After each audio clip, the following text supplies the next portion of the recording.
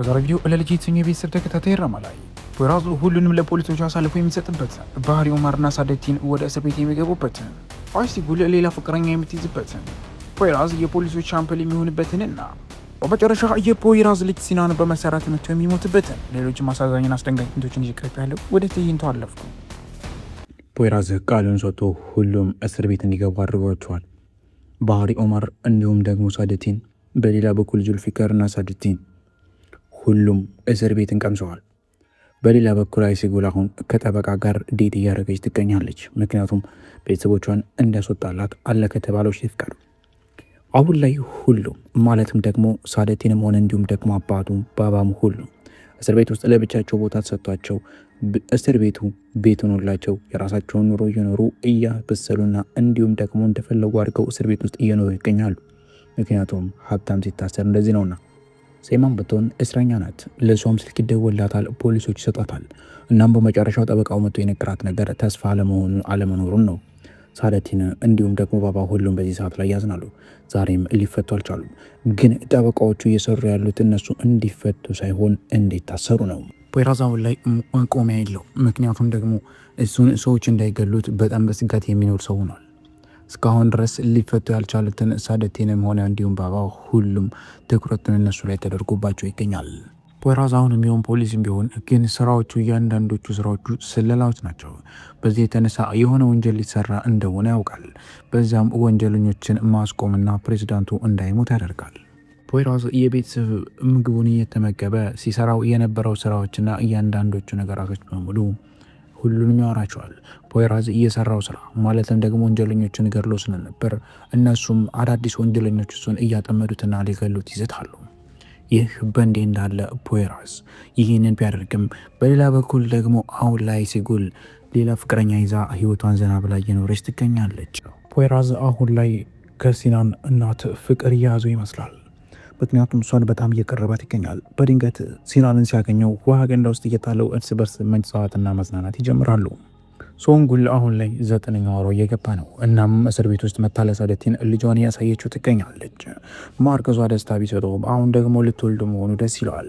ግን ይህ በእንዲህ እንዳለ እሷ ብትወልድም እንኳን እሱ ግን ወደ ሆስፒታል ሆኖ ምንም ነገር መመልከትም ሆነ ማየት አይችልም። ምክንያቱም እሱ እስረኛ ስለሆነ። ሚስቱም ወደ ሆስፒታል በፍጥነት ታመራለች። አይሲጉል እንድትያዝ ያደረጋትና ወደ ፖሊስ ጣቢያ እንድትመጣ እያደረጋት ሰው እሱ ራሱ ፖይራዝ ካራይሊ እንደሆነ ትመለከታለች። በሌላ በኩል ሳደቲን በጣም ተበሳይቶ መሄድ አለብኝ ቶሎ ብዬ ወደ ሕክምና ቦታ ይላል።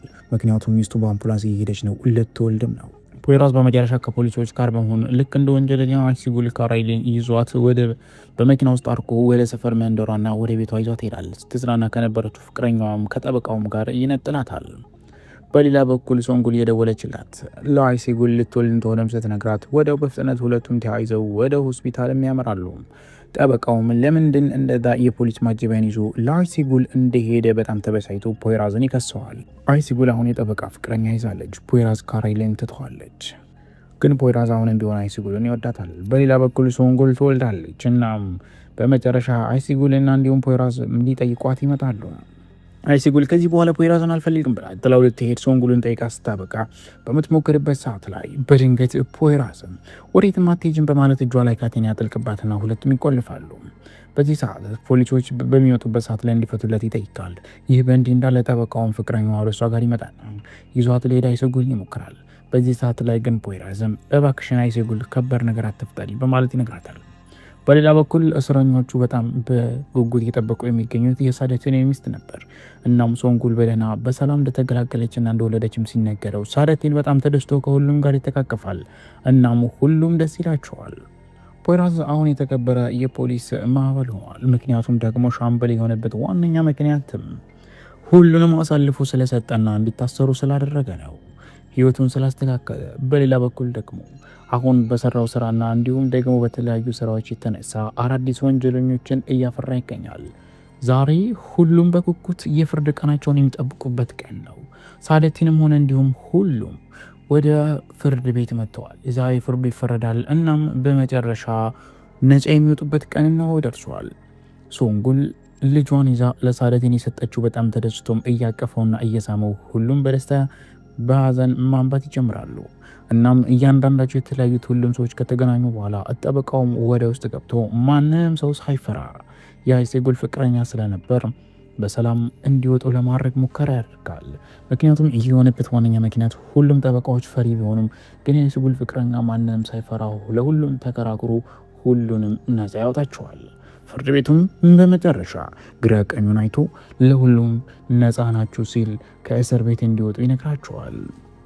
እናም ሁሉም ይደሰታሉ። አሁን ከእስር ቤት ሁሉም በሚወጡበት ሰዓት ላይ ጠበቃውን በጣም እያመሰገኑት የአይሴጉልን ፍቅረኛ እንደሆነ ከተነገራቸው በኋላ ሁሉም ተያይዘው ሊሄዱ ሲሉ ፖይራዝ ከራይሊ መንገድ ይዘጋባቸውና አሁን ሁላችሁም ነፃ ወጥታችኋል ሲል ባህሪም አዎ አንተ ደግሞ እኛን ሁላችንንም ወንጀለኞች አድርገናል፣ ግን ፖይራዝ እኔ ላንተ ካደረግኩልህ አንጻር ይህ አይገባኝም ነበር፣ ለዛም ግን ዋጋ አስከፍልሃለሁ ብል ስህተት አይሆንብኝም።